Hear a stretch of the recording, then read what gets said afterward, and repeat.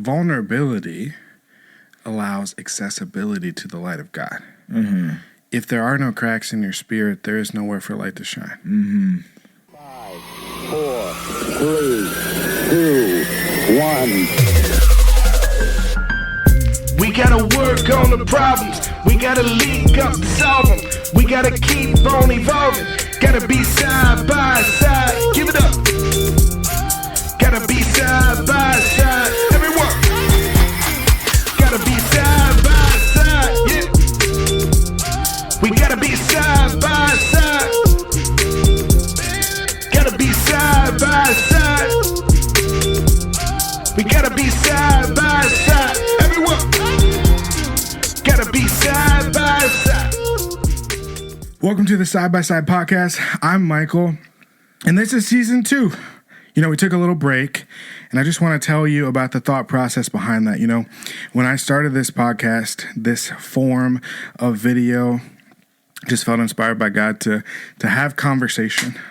There's so many times in our lives that we have this dialogue that goes back and forth between people that are of kindred spirit, and I think it's really important.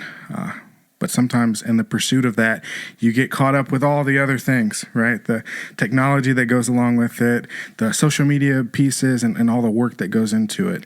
And during the course of that, you just kind of get a little disillusioned. So for a while there, this was a lot more work than was feeding my spirit. But now we're in a good place, have a little bit of space, have a little bit of cleansing to the spirit, and I want to get back in this space of having these dialogues. And so what better way to kick it off with the first episode of season 2 than with my great friend, Mr. Jacob Ellis. Welcome to the pod, man. Thanks for having me. Of course. It's been a while, and you know, I've gotten away from a lot of social media this past year. Not so much like you call it the doom scroll. Mm-hmm. That you see so much information these days that it's almost not real. Like you see stuff on social media that it gives a false sense of reality. But in my new season of life right now, it's almost to the point where I want to be getting away from a screen so much and having more personal interaction with people. The information that you can get from the web is, I mean, there's pros and cons to it, but there's no better way to get information out of this life, I think, rather than, the best way for me is to get out there and do it myself. So, thanks for having me. It's been a minute. And just, how are you doing, man? I'm doing good. I talk about this social media thing because it almost, of course, it's dominating our society here in the Western world, I feel like, and so many different things can be, I don't know, misinterpreted. Yeah. If that's a real word or anything like that, and misinterpreted, because what you see on a screen isn't necessarily like what it is in reality. You know, almost like the grass is greener on the other side type deal. There's like 2 levels to that, right? So like there's the one side that is carefully cultivated, like production, right? Yeah. Like this idea that you shield the reality of your life and you only put forth the things that are the glossiest or the prettiest, right? And that's that kind of grass is greener. Everything that glitters ain't gold type deal. But then there's this new shift in social media, which I don't know that it's for the better. I mean, which is like this uber transparency, right? It's the accessibility of everything being accessible. Mm-hmm. And like that does equal damage, right? Like this idea that you'd be vlogging your life, that you'd make posts about every single intimate thing that's happening in your life. And it like creates this like so much of our lives and our relationships dictate a certain level of vulnerability, of intimacy between people. Yes. And it's very difficult to have intimacy with an entire internet of people. Yeah. We like to think that like Yeah. every famous person is like, oh, I have this intimate relationship with my fans or whatever. And it's like, do you? Yeah. Do you really? Yeah. You know, it creates this false sense of like knowing somebody, but you don't. You don't know people. But like social media, for all of its convenience, like it got us away from this, right? So instead of having a conversation and it's like you and I might disagree about something, and we can have this great productive conversation face to face like this. Right. But over social media, it gets condensed to whatever you have the bandwidth to comment. And whatever I choose to reply back with. And all of a sudden we get in this, you know, the comment wars. Yeah. Back and forth. And there's a lot left out of that. So, and that's been another thing that even seen in whatever it is, it could be like a short or a reel or a TikTok, whatever. And if it's something that is not like striking to me, you're almost urged to comment. I've gotten away from, I don't post comments anymore because I don't want to be that guy, you know?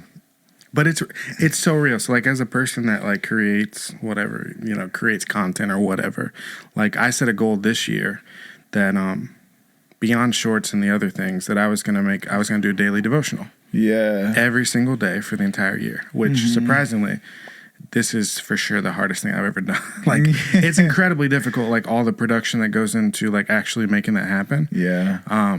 So you put out these videos every single day and then like you try not to get hung up on the analytics of like, well, here's a video where 500 people watched it on this platform. Yeah. And then the next video, like 16 people watched it. And like, what was really the difference between the two?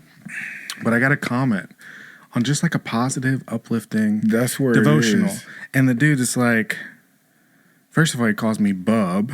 Like it's like he's Wolverine or something. Like he's just like doing all this, like a takedown of like being a faith-driven person, like believing in God. You know, he does whatever argument that any atheist person chooses to do, and he chooses one of them, and then he's going back and forth with me, and he's just doing, and I'm like, so you really took the time to go on a faith devotional. Oh, yeah. It takes just as much energy to scroll to the next video as it does for you to write like a trashy comment. And like this idea that you have to put somebody else down in order to lift yourself up. Yeah.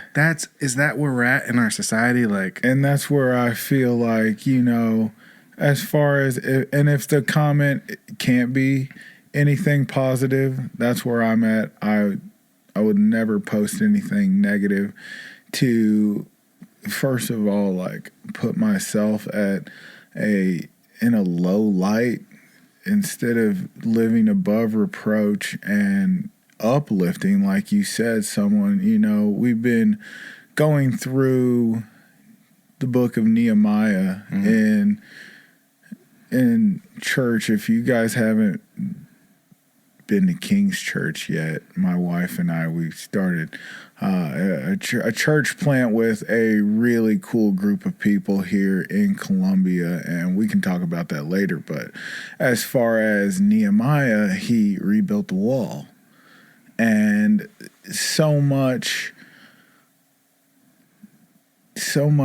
naysaying, and there's so much there's people who, you know, don't want to see you succeed.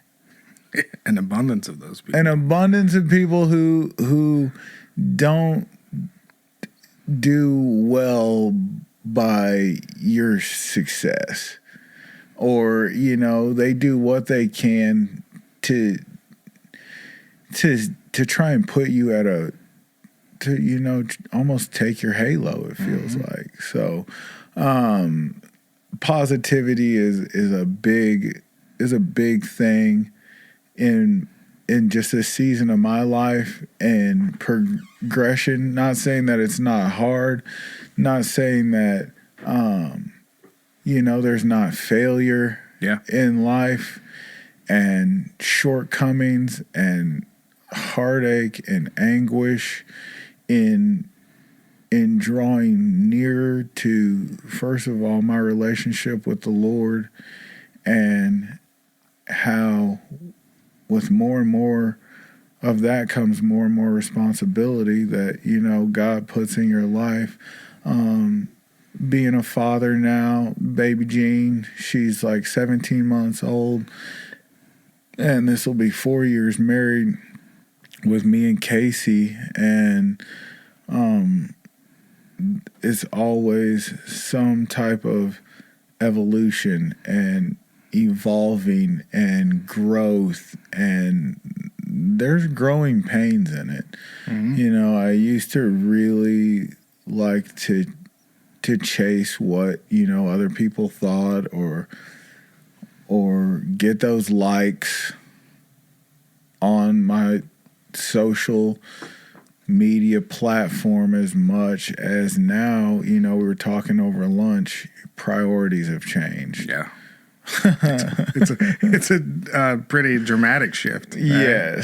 Yes. So my priorities are they get even more dialed in as you continue to lean towards performing at a high level still, whether it be physically in the gym or even just an intellectual interaction with people, with, you know, the general public, with yourself in daily devotion and reading scripture, and also just reading different literature to help you just grow in this life, you know. Just a lot of different studies, you know, that are encouraging, you know. Finances, you treat them differently as you grow up and you have kids, you know. You steward resources differently. I wouldn't say that, you know, a lot of people have this worldly idea of, you know, what success is and how to make it rich and be wealthy. But, you know, if you can, you know, take a step back and kind of put the Lord first in, these are the Lord's resources that He's provided you with, and how would He want you to steward these resources in a responsible manner as more of the season and lifestyle that I'm living, instead of, hey, I see that new shiny thing and I have money in my pocket, so I pay for it. Yeah. That's a incredible, like, choice of a word in resources, because it's not something that we're geared to think about, right? We don't think about our,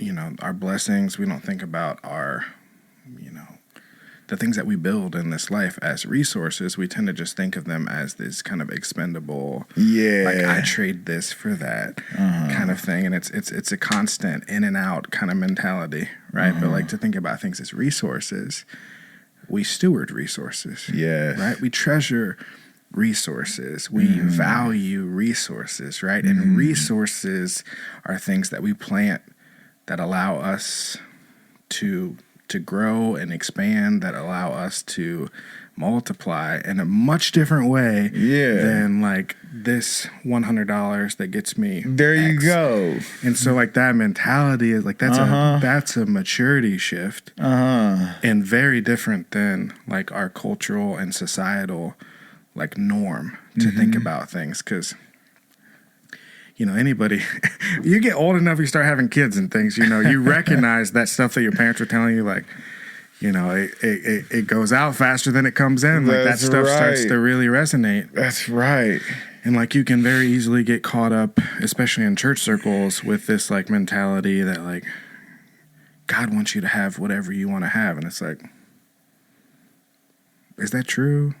Does God want you to steward the resources that you have and get everything that you need? You know, like, this pursuit of more, it's been the downfall of many a man. Oh, yeah. And it continues to be the downfall.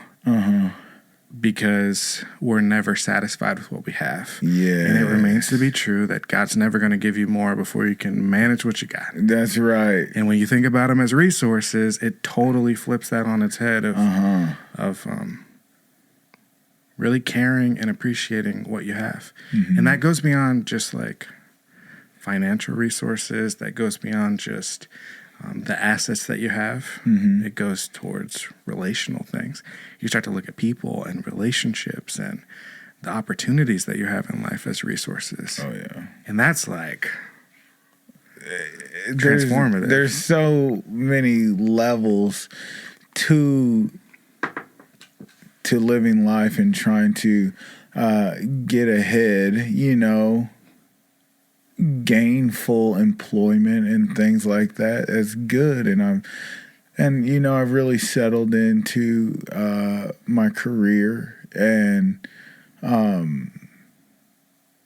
but there's so much more beyond, you know, sun up, sun down. You only get these 24 hours in a day. And now with taking on more roles and responsibilities,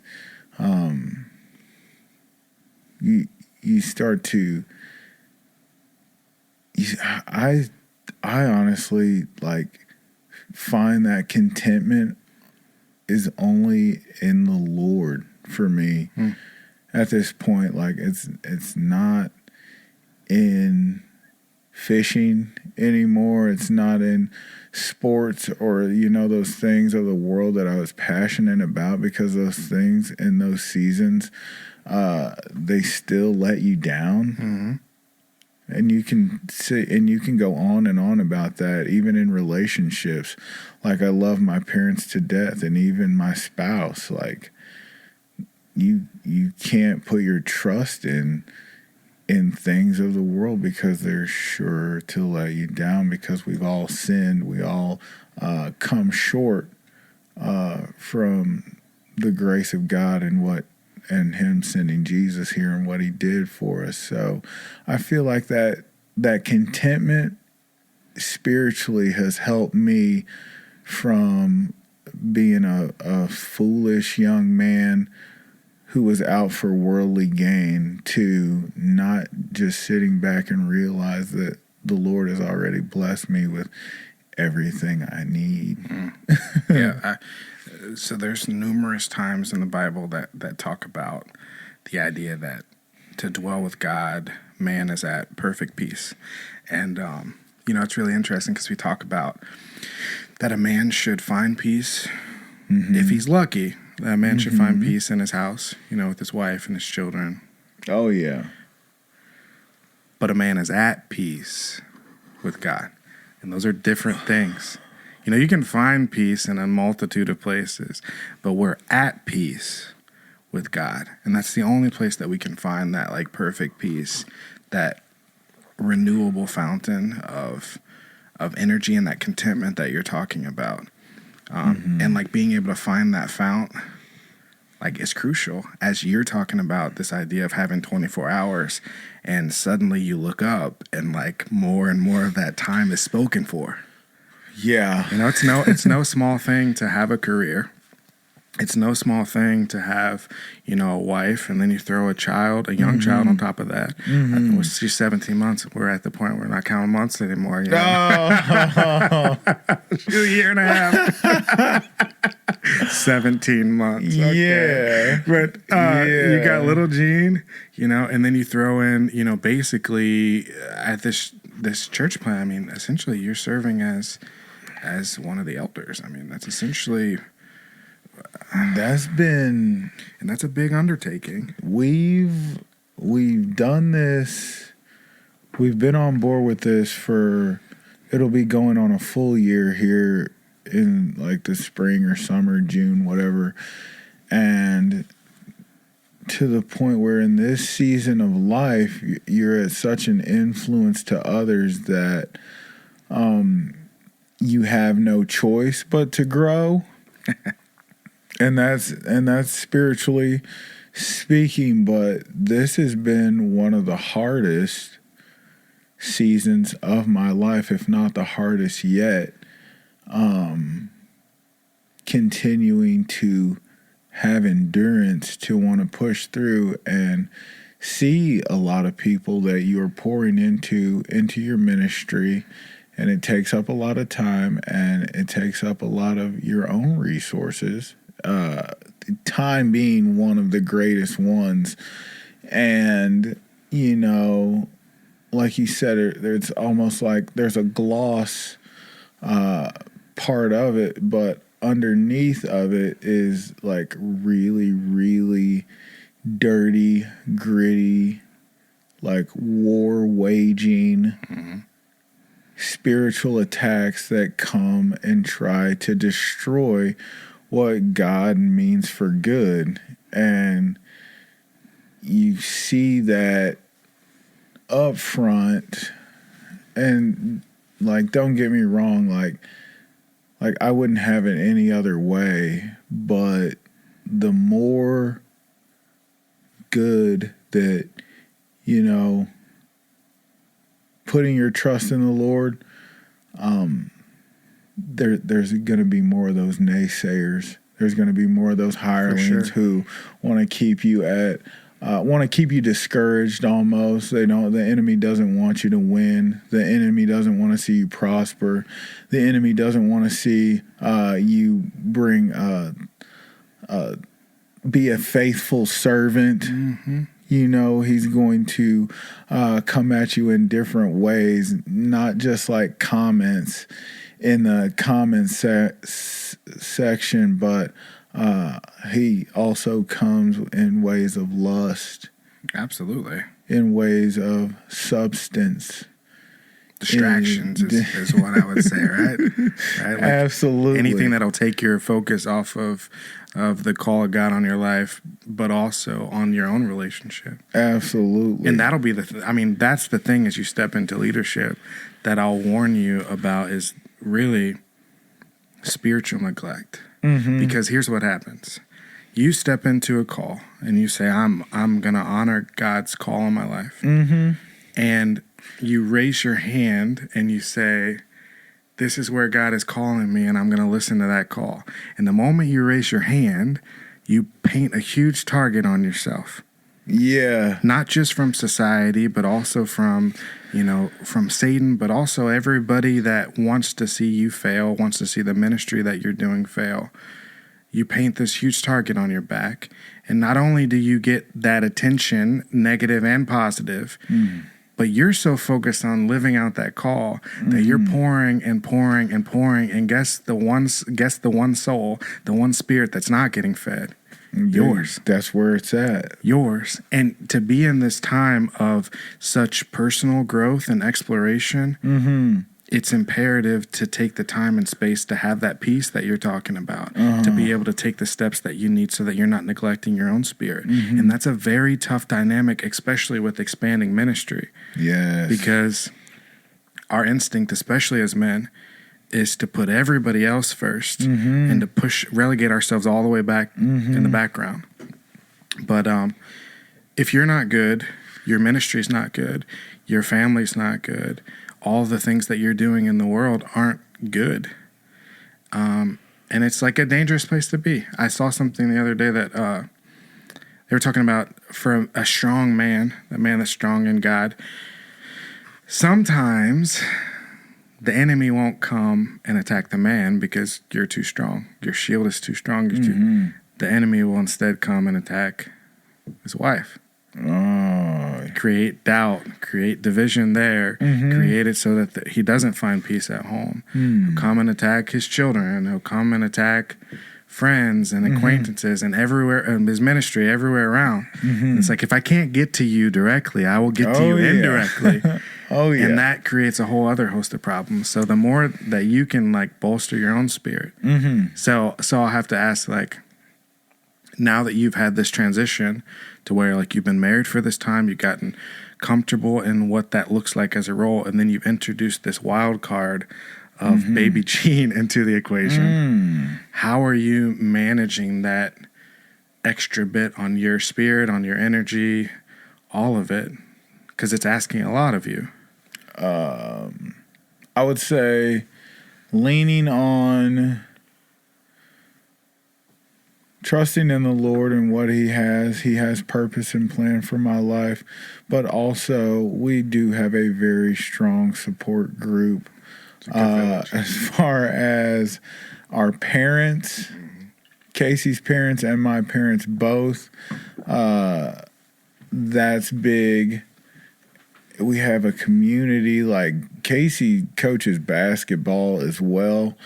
We've got a school community that like helps and family. That's who I rely on, is, you know, the people in my life who are close to me, who have my best interest and, you know, would not lead me astray. Right. And, you know, there's been times where, you know, I've got all these different D groups that are meeting with men and accountability people in ministry, but at some point it almost feels like a job. It is a job. What do you mean? And that's where it's at. It's work. It's hard work, and I love these groups of men so much, but even to a point where you're taxed. Mm-hmm. And you look for some sort of, I don't know, slowing of pace or rest, but then you go into a new season where you have to switch gears and you're continuing to move forward. Mm-hmm. So, we don't know what that looks like as far as what's to come in our ministry. Only growth, but a lot of prayer requests and continuing to stay faithful no matter what the outside looks like of we've got house church on Wednesdays, no matter what my house actually looks like when people come over to have a meal and fellowship, and like I'm racking my brain because the living room looks like a bomb went off. Mm-hmm. I'm learning to be appreciative of distractions. Yeah. Like, we get to this comfortable place where like everything's flowing, there's like a normalcy to our schedule, to our routine. Like, I almost describe it as comfort, right? Yeah. But comfort's like the enemy of progress, because when you get comfortable, you start settling, you start compromising things. And like in relationships, like that's the worst thing that you can do is like get to a place where you start to compromise what you're willing to accept. And we do that with our relationship with God. And we do it in our relationships with each other, but more than anybody, we do it in our relationships with ourselves. Yeah. We start to do this compromise thing where it's like, it's okay if I don't do this for myself, even though I know that I need it because X, Y, or Z. And the excuse that we make, especially as men, is we make this excuse that like, oh, my kids need me more. Yeah. My wife needs me more. My job needs me more. Yeah. This is more important. My yard is more important. Whatever it is, we allow all these things to stack up.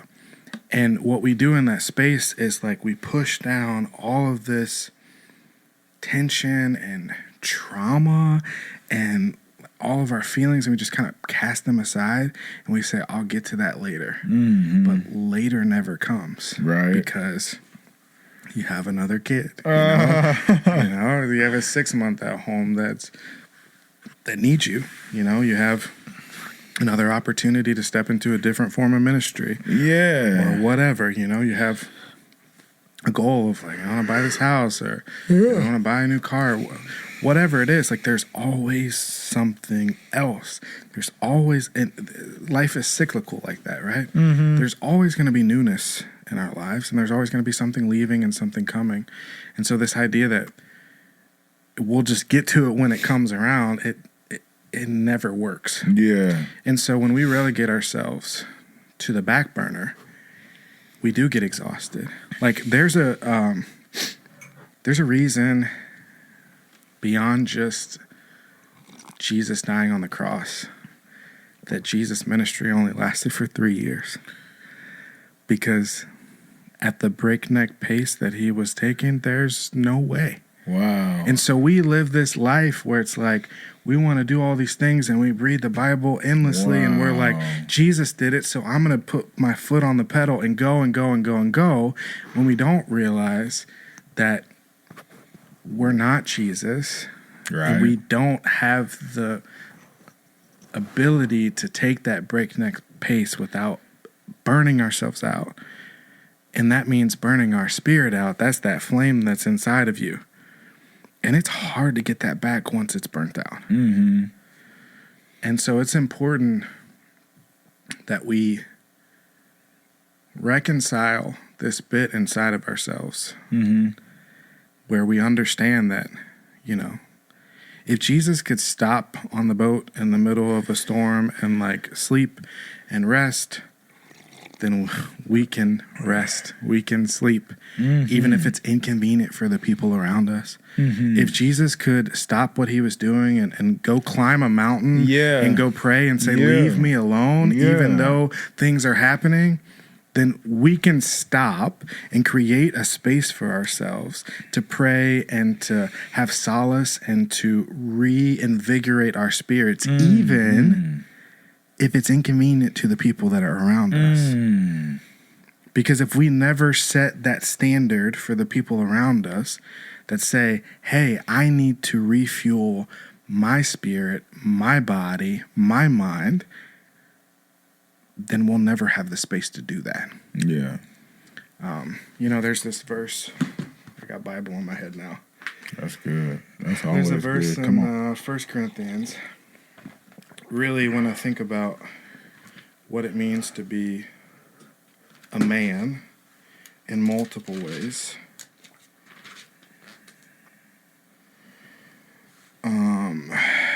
it's really Paul talking here.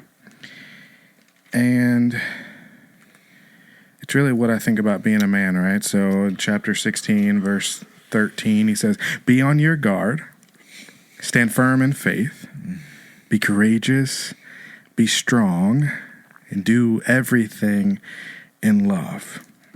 And so I read that over and over and over and over again growing up. And man, that's deep. we think about being on our guard as guarding the people that we love. Yeah. We think about it as guarding our household. We think about it as guarding, our minds from lust and temptation and greed and all these things, right? But part of being on your guard is being on your guard against yourself. Yeah. Against running yourself into the ground, which is our instinct. Stand firm in the faith. And we think of this firmness as what it means to be a man, this rigidity. Yeah. But firmness isn't that. Firmness is this unwavering commitment to not giving up on the standards that you set. And one of those standards is to feed your spirit, be courageous. That means even when it's inconvenient. Be strong. Be strong enough to stop, to pause, to be still. Yeah. And do everything in love. If you don't love yourself, how do you love anyone else? Ain't that the truth? How do you love anyone else? Ain't that the truth? You can't. Oh, yeah. So, how do you get to a place, as you're doing all these things, where you begin to model some of that self-love so that Jean can start to see that in you as she's getting old enough to see things and recognize things? Big thing is always keeping myself, physically fit, and I've always loved. I can't say I always loved fitness, because I remember. Look, as well as me, we both grew up playing sports with our dads being our coaches. Yeah. But now, being physically strong and physical wellness and well-being and health, it gives me that drive, that focus, to continue to pay attention to detail. Fishing, I've got cabin fever right now because I haven't been able to fish for the last couple months, but when it warms up, like, that is a big stress reliever to me. Yeah. Is just the outdoors and fishing. That's a big thing. Likewise, hunting season, where I even had to take, a different perspective to not just going out to notch a tag or kill an animal, a deer or turkey or whatever it is, but being more thankful for God blessing me to be able to spend that time. Because there's some people out there who, that's all they long for, is to even have the opportunity to go out and even, just see a lake. Or be in God's creation out in the woods, let alone, harvesting a trophy deer or catching a big fish. It's just some people don't even have the means, the elderly who, they can't even go anymore. Yeah. There's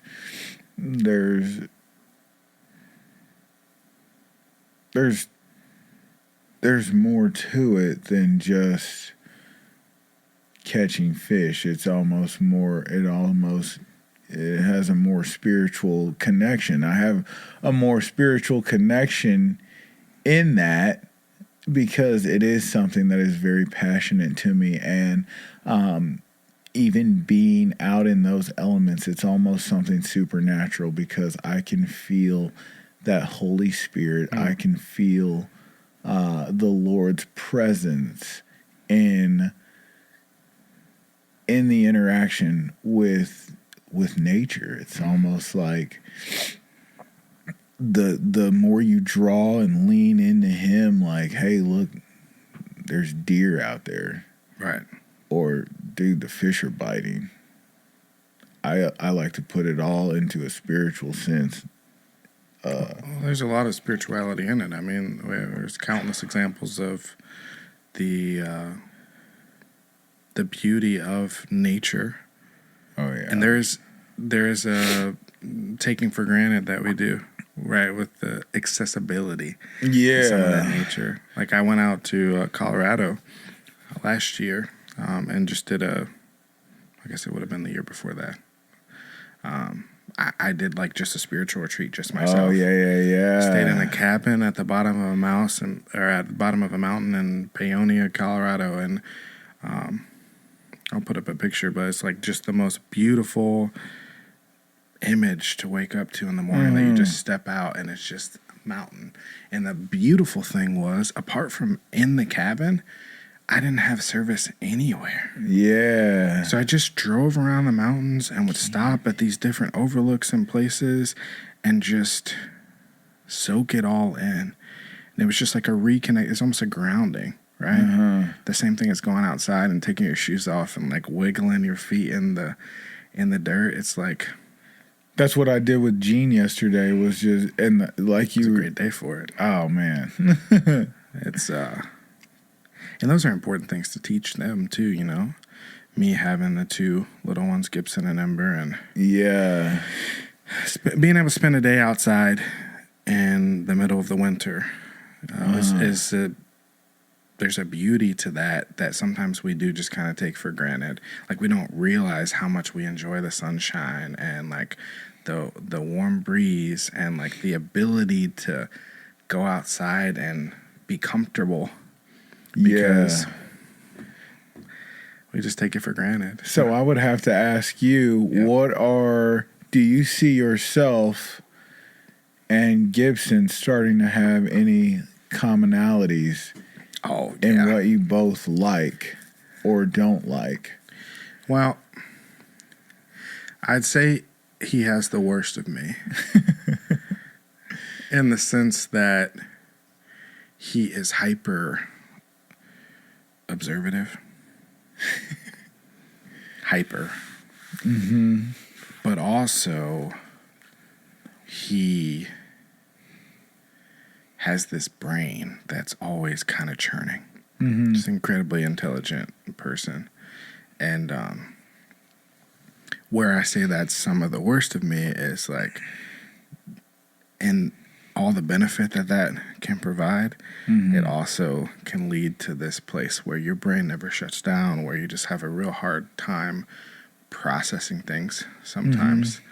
But he's a beautiful soul, and the thing that I love that I probably didn't connect to until I was older, I didn't start to process it until I was older, was the way that he does love nature. That's awesome. Like, he is at home whenever he is able to be outside, and it doesn't matter how cold it is, he'll go outside in some drawers and just be outside. And like, that's good. He's at home in that place, in the dirt, in the mud, and like camping and around water, and like he and hiking, and he loves that space so much. It's like he's a part of the earth, and the earth is a part of him. And it's like, that is in me. And I didn't recognize it. I didn't recognize, coming home from school every single day and then going out in the backyard and playing basketball in my backyard barefoot. I didn't recognize what that was. Yeah. I just thought it was like, I'm an only child. There's no one to play with. There's nothing to do. So I go outside and entertain myself until it's time for dinner. But the older I got, the more I recognized, no, this was like peace for me. After being confined in a classroom all day, and surrounded by people talking and chit-chattering, and to be outside alone in just nature amidst, when I think of nature, I think of silence, even though there's birds chirping and all the stuff. But to be in this place where it's like, that's what my spirit always craves and always needs. I'll see something across the side of the road or whatever, and I wonder where this dirt road goes. And I'll stop. And that's in me. And so as I've gotten older, I've recognized that, and the need to camp and hike and do those things. And so he's that's in him. That's who he is. That's cool. So and then the beautiful thing is that you also see parts of your partner. I see Jamila in him so much. It's funny, they're born and they look, and you've seen this with Gene, like they're born and they look one way. And then, even 3 months, 6 months later, they look completely different. That growth. And they just completely jump back and forth. And it's like, now he's at a point where he probably looks more like his mom than he looks like me. And, and it kind of goes back and forth. And how about baby Ember? I still have yet to meet her. She's got her own personality already. Oh my gosh, she's a girl through and through. For all the good and all the bad. She is a little princess, and you're girl dad now. She knows it. I think every man that's able should have a daughter. Yeah. It puts things in perspective. Every man wants a namesake, like a son, but, after having Gene, I realized that a man who has a daughter truly has a best friend forever and ever. Your son is soon going to grow up and find a wife of his own and mature of his own, and his testosterone levels. Try to wrestle your son. There can only be one alpha in a household. That's real. So he will soon have to go on his own journey. But something as precious as a little girl, she gonna be daddy's girl forever. I think there's an interesting dynamic. And you chime in on this because you have a great dynamic with your parents, like of your mom's tending to be this kind of emotional stability, even as a man grows up, and then dad's tending to be this like compass almost of like, not that there's not a softness there, because I think there is a softness there, but just like this, whenever you need alignment, it's like, man, you can just have a little tiny conversation or just an interaction. It doesn't even have to be words exchanged with your dad. And it's like, okay. And now it's like, I feel like now with that compass, I love that you use like that as, you know, the deal, because it moves freely. Which direction you can follow, which when we were both young, you know, our dads, it was like, no, I'm going to physically turn you. It's just a redirection.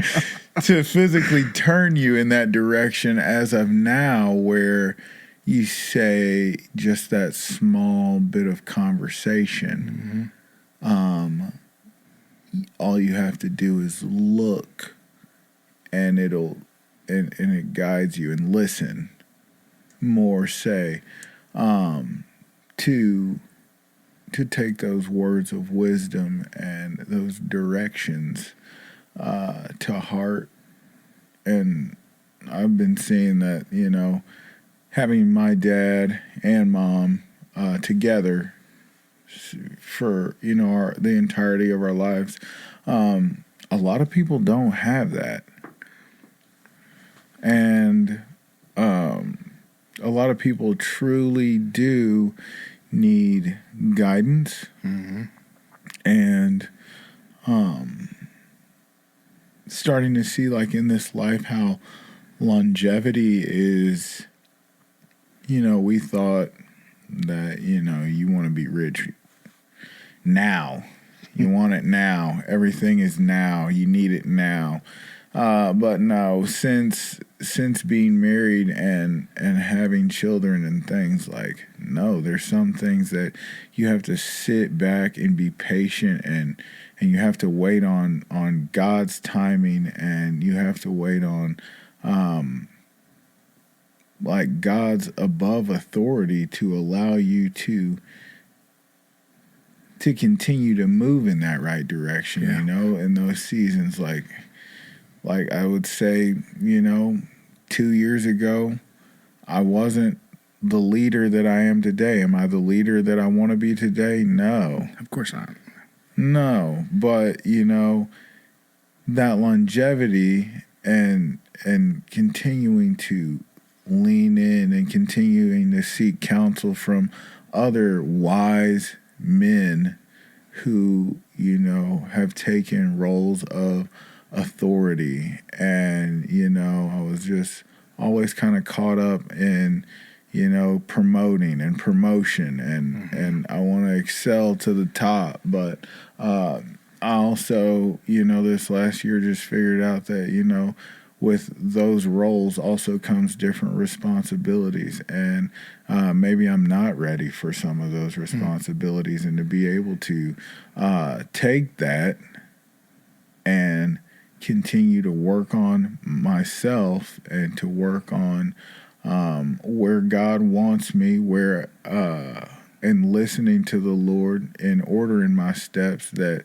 no, that's not the route you need to go down right now. You need to sit here, that your time right here is very crucial to not only your growth, but another giant group of people or youth, or some people who, you know, you could bring along with you, to where, you know, they're not just being fed by milk. They have like solid sustenance now, and they can also go out and plant more seeds. Right.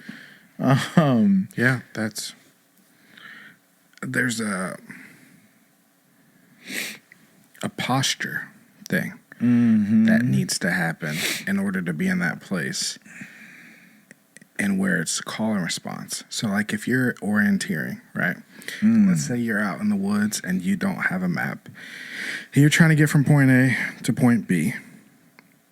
If you start walking in a direction and you don't look at your compass, you never stop to reorient yourself, you just keep walking in a direction, what you're going to find is most likely you're not going to hit the point that you're aiming for. You're going to end up way off somewhere else. But the person that starts in a direction, reorients themselves, looking at their compass, and has the posture to be able to submit and redirect is the person that gets to that destination.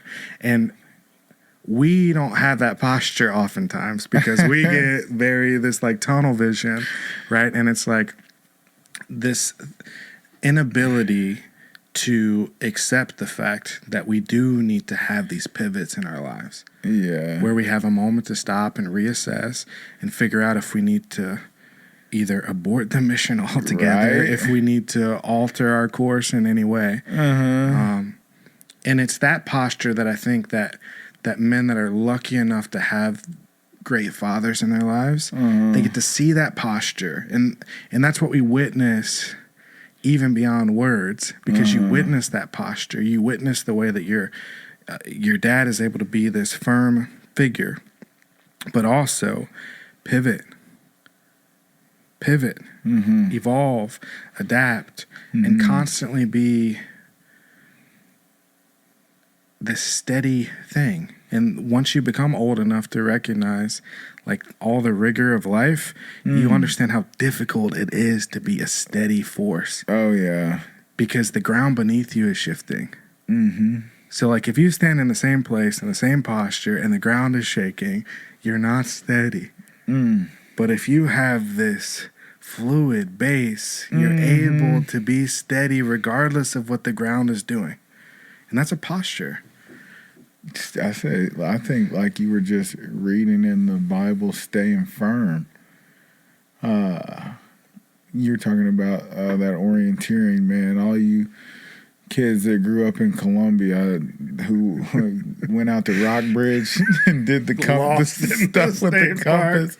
Pretty sure all of us just went back to Highway 63 and just found the road and walked it back. Which is definitely a way. But, I was reading from Jeremiah on Sunday. And I'm preaching this text, and it's the very beginning of Jeremiah. And it just talks about the word coming to God. But there are no directions or instructions of how the word came to Jeremiah. Right. And it's this intentional choice. Right. Because we want directions. We want to say, walk to the road and follow the road until you get to civilization. Yeah. But that's not the way life actually works. No, not at all. It doesn't work that way. There's Not at all. not these directions. There's not like the specific and exactness of like be here at this time on this day and then your dreams are going to happen. It doesn't work that way. It don't work like that, no. You have to be able to not only pivot, but you have to be willing to have patience. To sit in that place for as long as you need to sit in that place until you're ready. Yeah. And It's that's awesome. tough. It is tough. It's been a tough season, but it's also been very inspirational. A lot of influential people in my life. A lot of good things that from a youth that I took things that I knew a lot of people couldn't really tap into. What a lot of people can't tap into is like their inner mind and heart and desire to accomplish whatever it is they aspire to be or set out to be. If you can't tap into that mentality, I feel like spiritually, you could also be, I guess, tempted in a way, but you're always going to be tested. So, you gotta have a heart for it. And that's where I feel like some people fall short in, the trusting in the Lord aspect of it is more because if I can trust in the Lord even more than I trust in my own self to get things done or focus in on, I always take my outdoorsing like fishing and hunting as an analogy because I'm so passionate about it, is that I'm willing to sit there and I'm willing to block out all those distractions until what I actually came there for happens. And it doesn't happen just that day or overnight. It comes after repetitive training and going over it again and studying about it and meditating on it. And it is a spiritual sense because you'll see people go and catch fish as a fun thing. But to me, it's so passionate that I'm so passionate about it is that it's an obsession. It turns into an obsession to everything living, breathing, drinking is put into the time spent in the field during that time. So like coming from that and never quitting, like there's never a contentment until you know you've captured what you've come for. To have that mentality to keep that drive and that desire is something very powerful that no other man can take away from you. And some people wouldn't understand it because they have so many limitations. God doesn't have limitations, and those are self-imposed. Yeah. So, when other people see you doing something that they wouldn't be able to achieve, that's when you get the comment section. Right. That's true. Those are those comment section people, and those are the people that also actually, feed into your success. Because I'm like, well, if I have God, not only like my mentality, because I know I'm a beast and I'm gonna do whatever it takes to get it done with God in my corner, continuing to trust and obey, because no matter what it is, there's rules and regulations to it. The same as an outdoor mentality of fishing or making sure you make it to the gym or hitting that PR, whatever it is, you set out to do. Other people are going to be out there who don't want to see your success. Yeah. We've gotten so far away from that idea of like the rising tide lifts all boats, and very much to this idea of like clamoring on top of each other. It's like, if I can just get enough people to fail and fall in front of me, then I can climb on their backs to get to the top of the mountain. I'd say instead of getting out there and doing it, I mean, you got to get out there. But that ability is there now, where you don't have to be able to do it. You can just talk about it. Yeah. Everybody can have a podcast about doing this, that, or the other, and everybody can be I get this disparity. I get it sometimes online of like, well, you can't speak motivationally about this, that, or the other because you're a big fat guy or whatever. Like, I get that perspective, and I totally get the idea of like, the people that are going out on some motivational tour. Like, I don't want to see somebody on some motivational stage that's going to preach to me about all the powers within you. That's fat slob up there. Like, I don't want to see that either. Michael Tatum's also... But that's not what I'm doing, Been able to bench press more than me to this day. Probably one of the strongest guys I know. And there's a level to that. You know, people don't know your whole story. People don't know the fact that, like, yes, I've been big in my life before. I've shrunk down multiple times, and I just haven't prioritized myself. You know, you can make all the excuses that you want in life, right? But I put every single thing. I put ministries. I put family. I've put work. I put all these different things, carrying everything on my back. I put all that stuff in front of myself. And until you flip all of those little trauma triggers that are in your brain that allow you to do that. It's a season. It is what it is. It is what it is. But people would much rather talk online.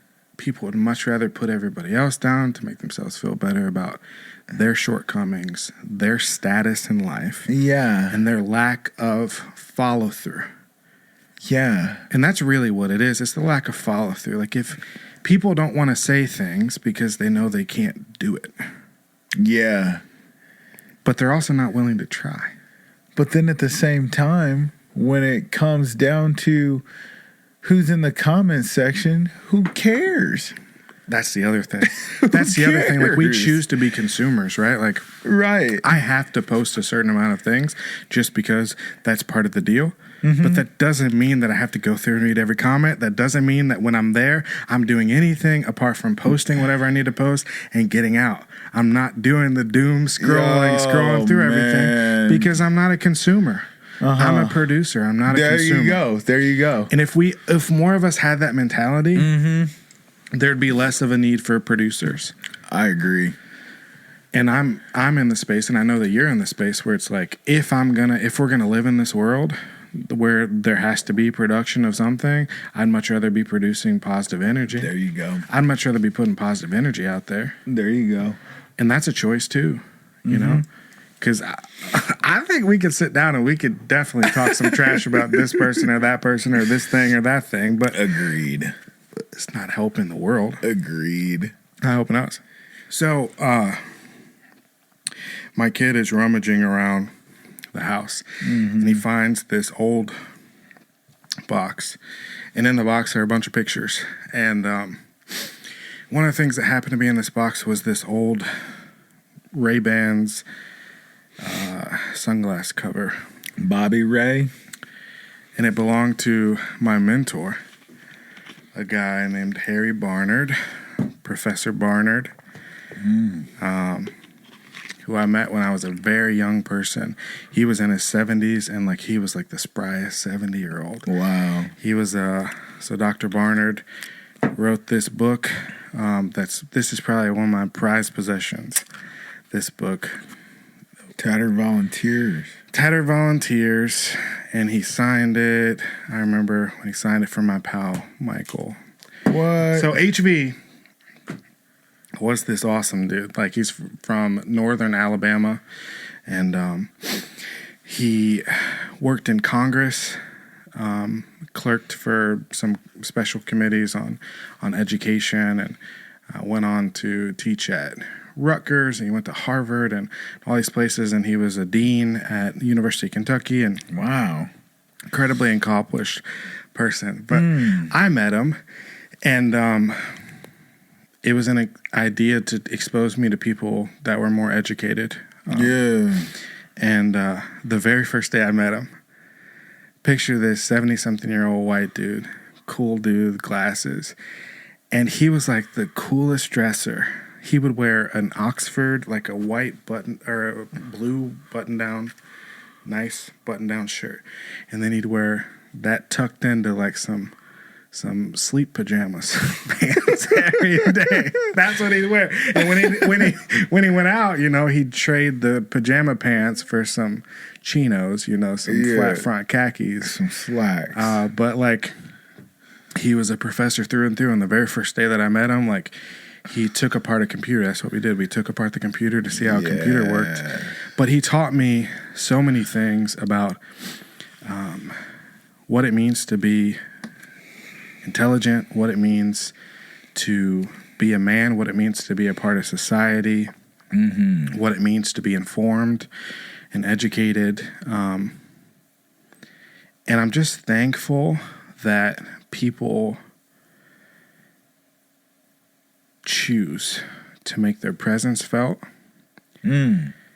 And the other day when Gibson found that thing, you know, that night I'd gotten into bed and I was just crying. Like I couldn't even, and I realized like I never actually got to process like Harry dying. He died on Christmas Eve of 2020 in the pandemic.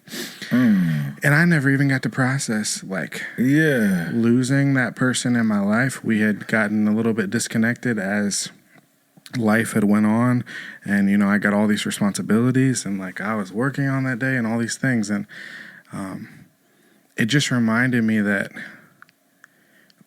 we don't have the time or space to process things. And how do you lead a family? How do you lead the ministries that you're doing? How do you lead in society if you don't have time to process your own trauma? Mm-hmm. So how do you reconcile the broken parts of your spirit with all the responsibility on your plate?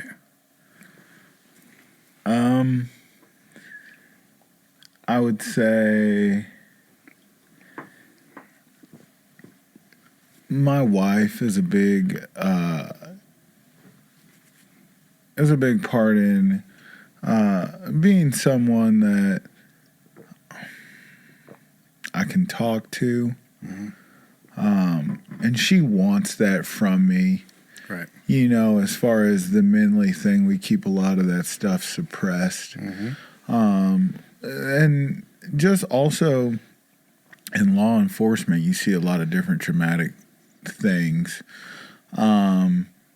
But having different relationships in your life, like friends who are in service, who have, you know, seen more of the cruel realities of the world, like through war and things like that. That's somebody that I can vent to on that level of pain and trauma and processing through things like that. And this particular person is a Purple Heart Vietnam War veteran. So that's something that I'm comfortable sharing with him, and him likewise to me. Whereas something like, say, my good friend Greg Scott, who was my scoutmaster, he died while I was away from like home in college. I was off in junior college, and you know, I think I never really got to Process it. I never got to process that. Yeah.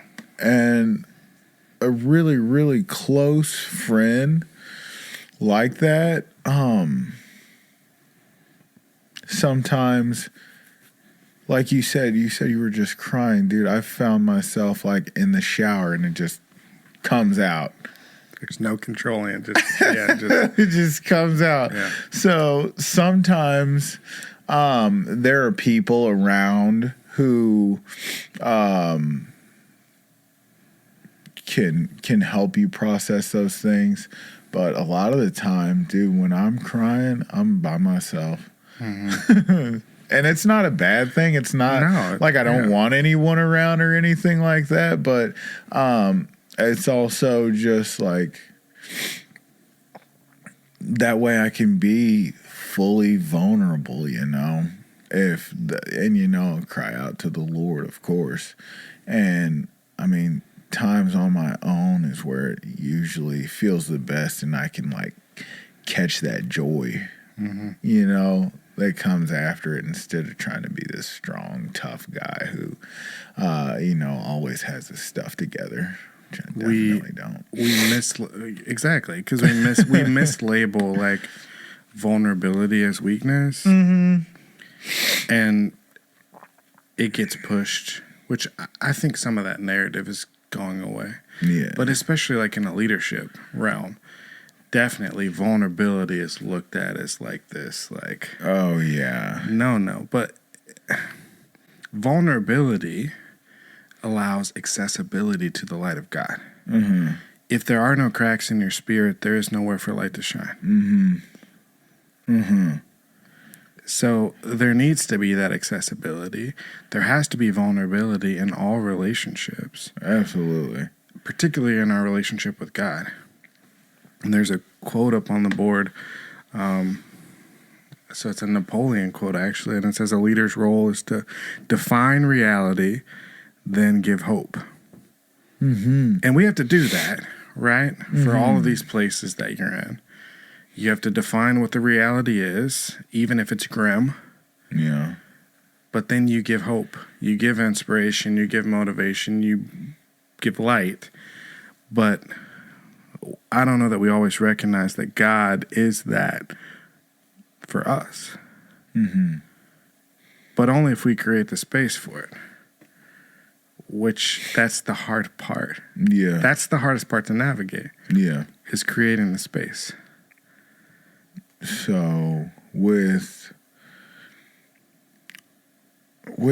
all this different emotion that comes and goes, and tying it all together as far as marriage, children, ministry, processing people dying, people entering and leaving your life, new seasons and changes, how to navigate just through this life. It brings a lot of emotion out, and I see as I continue to grow how men really are is like, it's like we put everyone before ourselves, and you also just break down those walls that you put up what you thought a man was before, like the macho side of it. Right. And then, you end up becoming almost a big softy for 16-month-olds to either paint your nails or or have you feed the baby doll with them. Tea parties and you name it. And a man is just, he continues to have this leadership role and a mentorship role, I think, until the day he dies, is what a real man should be. A mentor. A real man has lots of different emotions. Yeah. It's all harkens back to what you're saying about resources and stewarding your resources, right? Like, if our wisdom and our knowledge and our spirits are the greatest resource, then your goal is to be a resource until the day that you leave this earth, because you never see a U-Haul behind a hearse, right? No. So all of that resource needs to be expended while you're here, because you can't take it with you. Not wasted. That's what you do that doom scroll, and there's just such false sense of reality that you drive a $500,000 vehicle and wear fancy clothes and nice jewelry and things like that, which are all things of the world, which is fine. But if it's not advancing the kingdom in any way positively, it's not advancing you. That's not gonna making you a man. It's not gonna make you whole. It's not gonna keep you warm at night. It's not gonna make you remembered. It's not gonna. I mean, the reality of most men and most people is that pretty much everybody will be forgotten in 1 to 2 generations. Your picture will be up on a wall or up on a fireplace or a cabinet somewhere, and there will be kids that go, who is that? Yeah. And I think there's a goal that we have a legacy that lasts beyond us. And there's some vanity to this idea that, like, I want to be remembered. Yeah. But legacy doesn't necessarily mean that you're remembered in that way. Legacy means that you pass on something that lives longer than your mortal body ever will. Yeah. And that could be light, that could be love, that could be wisdom, that could be all of these different things. And it doesn't have to be, oh, that's your great-great-grandfather Jacob. Yeah. Who cares? Right? You know, who cares? You know, maybe you'll be written in a history book somewhere where it's like, oh, we celebrate Jacob Ellis Day. That'd be cool, but probably for something stupid. But for most people, that's not a reality, and that's okay. That's okay. I'll ask you this: how do you define what it means to be a good man? I think a faithful servant to the Lord, who stewards his resources wisely and does what he can to help advance the gospel and advance the kingdom of heaven. How many people are you leading in the right direction, you know? That's so there's that Equalizer 3 movie, you know, Denzel movie. Denzel. You seen that, what's the new one he got? Gladiator? I didn't see the I ain't seen the Gladiator one either. So with an earring. He's using a New York accent in the middle of Rome, you know? Yeah. But, you know, those Equalizer movies are interesting, and I like those. He's got one.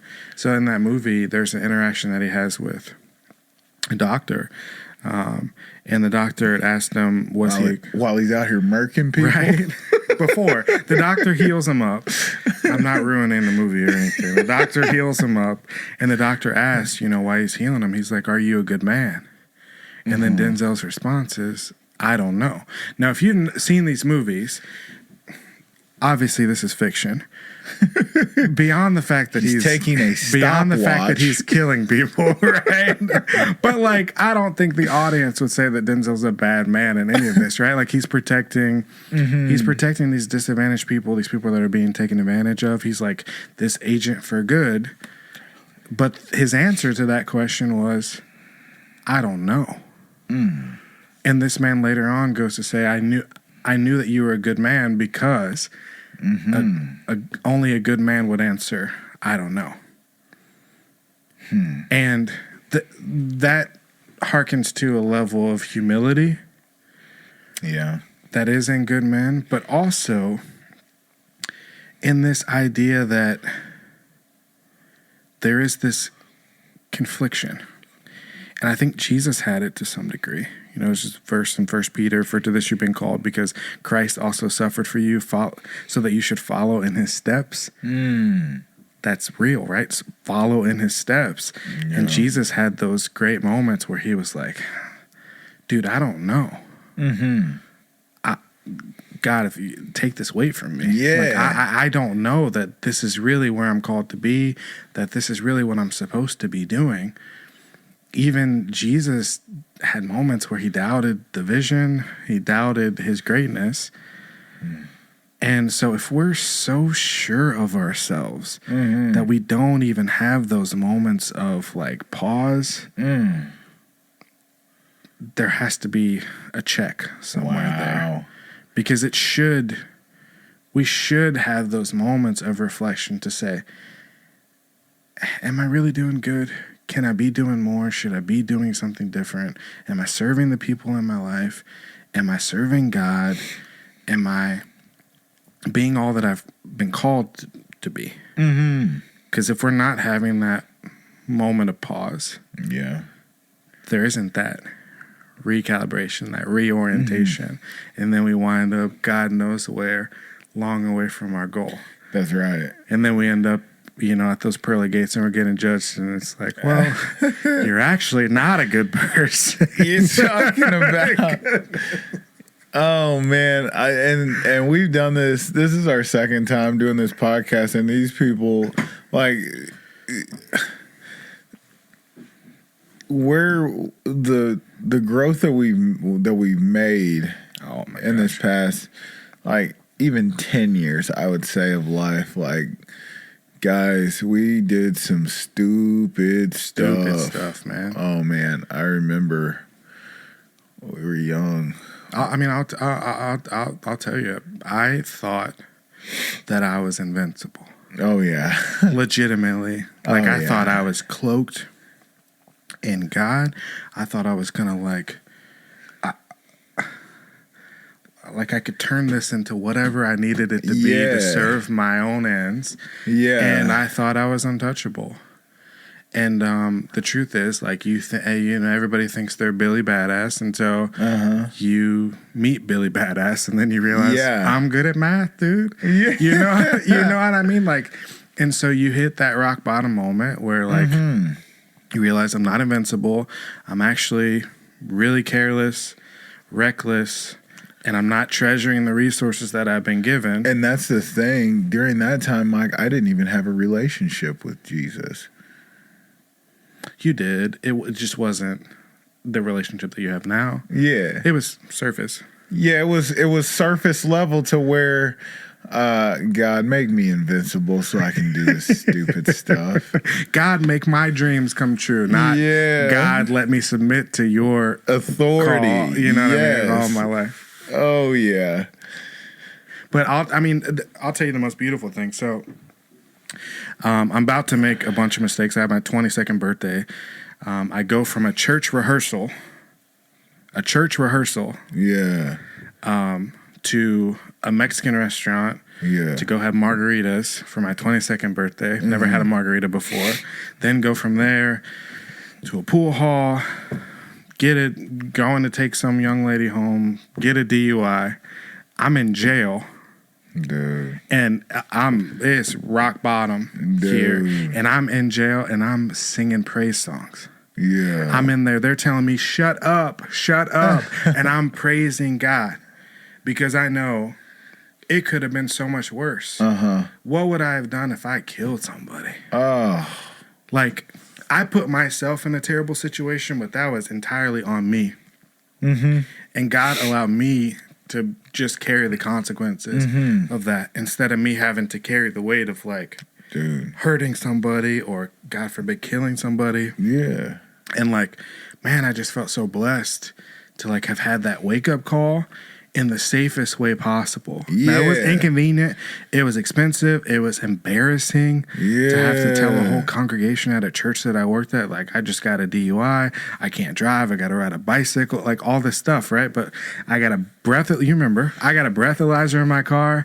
I got to drive youth group kids around. But it's like, it's a testimony in and of itself. And so I'm in a jail cell and I'm singing praise to God. And I'm just, and the guards are, the sheriffs and people are like yelling for me to shut up and all this stuff. And I'm praising because I realized how lucky I really was and how great the God that I serve was to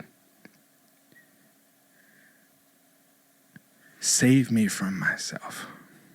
God took what the enemy meant for evil and turned it for your good. Absolutely. Absolutely. And you're not going to sit and tell me after that experience that there's not a God. Oh. Yeah, no. Oh, wow. No. That's a testimony right there. And you can do everything that you want in your life, and you have that free will. You do. But don't think that just because God is calling out to you and you're not listening, that God won't sit you down. Because God will sit you down. Absolutely. Choose not to listen. Choose to let those calls fall on deaf ears. That's your choice. But God will set you down. Amen. And it won't be pretty when it happens. Amen. But it'll be necessary. Amen. And yeah, I just wish people would wake up. That's only what a loving father would do to his children. Redirect. Absolutely. And so we're lucky, and there's been a lot of growth, like you said, and I'm just excited for that next chapter of evolution. You know, like, dude, Jean is growing. Oh yeah, and she's about to be in everything, everywhere. She's about to have 1 million questions, and she's about to test every inch of patience that you have. And it's all going to be for your own growth and your own evolution, like to raise up that baby and hopefully have more babies and absolutely, you know what I mean, and just pour into another generation the same way that your parents poured into you. And that's what's shaping the future. Yes. And so we can complain about the future all we want, but like we have some ownership of that. Of you what wish it looks you could like. look into the future. You remember that show That's So Raven? Oh yeah. What about that guy Orlando Brown, man? I'd like to do a podcast with him sometime. I don't think I would. See, I think so much of this stuff on the internet is just like, it's all just for clicks, man. It's all clickbait, guys. It's not real. And half the people fighting, they're all chummy and buddy. It's like, it's not even real. You got to have a sense of humor. You got to have a sense of down to earthness to where you can have a meaningful relationship with someone talking back and forth and not just on a device, because true emotion is passed on through body and vocalization and touch and feel and words of affirmation and all these different love language things. You can't express how you feel by reading something, you know. Yeah. There's so much lost in translation. Yeah. It's lost in translation, right? Yeah. It's how many times have you read a text message or an email with the complete wrong like subtext? And you're like, oh, he must be drunk, or oh, they must be, their heart must just be hurting really bad right now, you know. I can't feel that through reading this text rather than like sitting here and let's talk about it. It's so frustrating. Like the idea of reading a text message, and in my mind, whenever someone uses punctuation in a text message, it's because they're really upset or they're pissed off. You know, if you say okay, period, like you're pissed. You know what I mean? Like, why would you take the time to put the period in there? But then there's people that are just like, okay. It's its own language that's, you know, unnecessary beyond the people that are closest to you in your life. You know, like I guess it's, go ahead. It just doesn't need to serve as our primary source of communication. I think that's how we get old now, because like these young kids, I think even dating now is mainly done over the phone, where you know how it was. We used to be like, hey, is anyone going to the movies Friday night? Right. But even to go so far as like when you'd meet somebody and you'd get their phone number, and that'd be a big deal. And then you'd have to come home and like I had to fight with my mom trying to get on the internet, the modem, right, and using the phone. And we then had lay on the phone. AOL dial-up. Boy, and then she'd be on the internet, and I'd be like, Mom, I'm trying to call Kristen or whoever, you know? And, like, you would sit on the phone, and you would talk on the phone, and